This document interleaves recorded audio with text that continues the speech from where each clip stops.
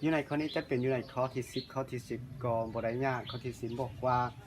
ก๊าซชนิดหนึ่งบรรจุอยู่ในอ่างที่ปิดแคบมีความดัน5สังตีบาร์ลอดอยู่อุณหภูมิสูงองศาเซลเซียสจงคิดลายความดันของก๊าซนี้ในอ่างเดิมเมื่ออุณหภูมิเพิ่มขึ้นเท่ากับ400สังตีสำหรับข้อนี้เขาให้ฮู้แมนถ้า P1 ตัวนี้ความดัน P1 เท่ากับ5สังตีบาร์ลอด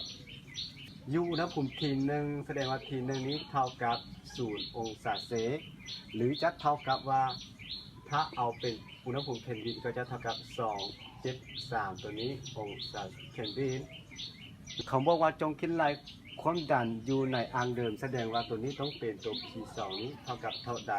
เมื่ออุณหภูมิของมันเพิ่มขึ้นก็คืออันนี้จะเป็น T1 และตัวนี้จะเป็น T2 อยู่ใน T2 นี้จะเท่ากับ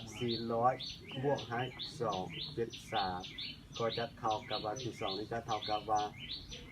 673อันนี้จะเป็นเคลวินอันนี้อยู่ในนี้เขาจะพูดว่าปริมาตรของค่า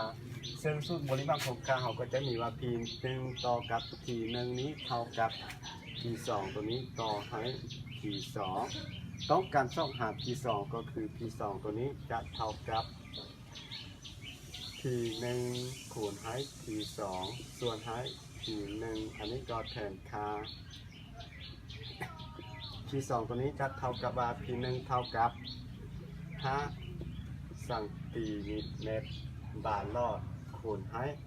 T2 จะเท่าT2 จะเท่าอยู่ไหน673ส่วนให้ก็คือ273 P2 ของเราจะเท่า 2.3 สังตีเมตรอันนี้บาร์ลอดซึ่งจะเป็นอยู่คำตอบอยู่ในข้อที่10